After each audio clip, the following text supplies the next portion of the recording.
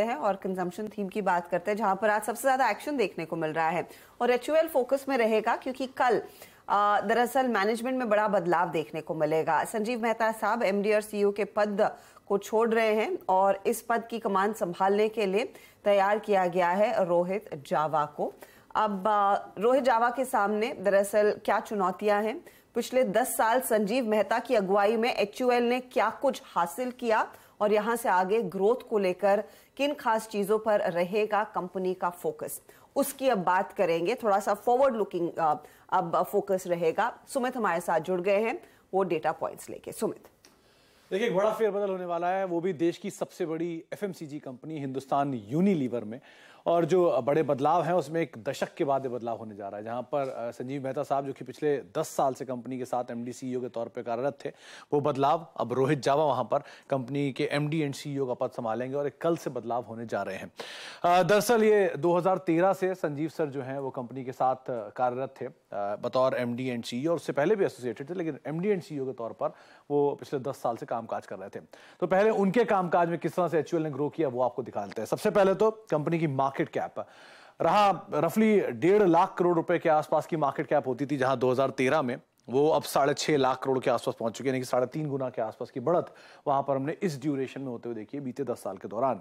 बीते 10 साल में कंपनी की बिक्री 27,000 करोड़ से बढ़ के सीधे 60,500 मोटा 61,000 करोड़ रुपए के आसपास पहुंची। करीब 3.5 गुना के आसपास का सवा गुना के आसपास का इजाफा यहां पर भी होता हुआ दिखाई पड़ा है।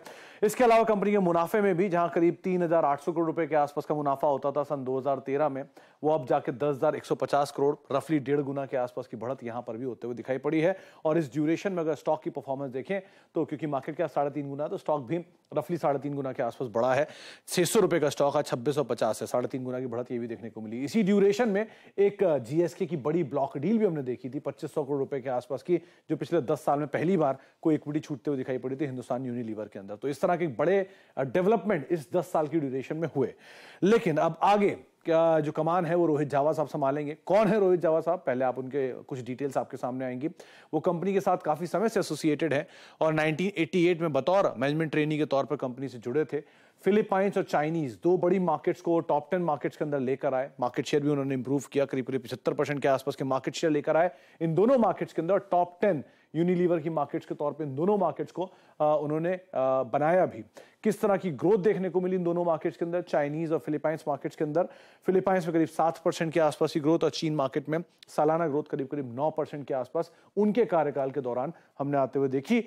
अब कुछ चैलेंजेस जो फेस करेंगे, वो सबसे पहला चैलेंज जो वॉल्यूम ग्रोथ का नंबर है 5% के आसपास का, उसे यहां से आगे कैसे लेके जाना है, वो सबसे बड़ा चैलेंज होने वाला है।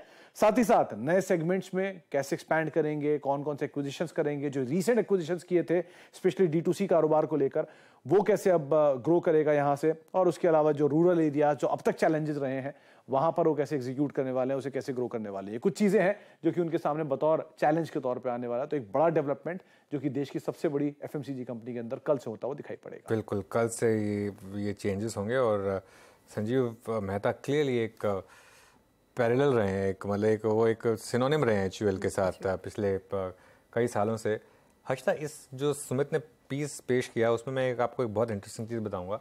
जैसे उन्होंने बताया कि सेल्स 1.25x और प्रॉफिट 1.64 टाइम्स, लेकिन मार्केट कैप और स्टॉक 3.5 टाइम्स। ये क्यों होता है? ये इसलिए होता है क्योंकि ये मार्केट जो है वैल्यूएशन एक्सपेंड करता है। आप कभी भी किसी भी स्टॉक में अगर वेल्थ क्रिएशन देख रहे हैं तो हमेशा इस चीज़ का ध्यान रखिएगा, जब भी कोई कंपनी क्लॉकवर्क के हिसाब से अपने सेल्स और प्रॉफिट में कैगर करती है, हमेशा उसका जो मार्केट कैप है, जो स्टॉक है, वो अर्निंग से ज़्यादा बढ़ता है। क्यों? क्योंकि मार्केट उसको रीरेट करता है स्टॉक को। और ऑब्वियसली जब हिंदुस्तान यूनिलीवर में ये बड़ी रैली शुरू हुई थी तब एक बहुत बड़ी बेयर मार्केट खत्म हुई थी। 10 साल की बेयर मार्केट हिंदुस्तान यूनिलीवर में खत्म हुई थी, जिसमें ये स्टॉक वहीं था और सेंसेक्स और निफ्टी करीब 10 गुना बढ़ गए थे।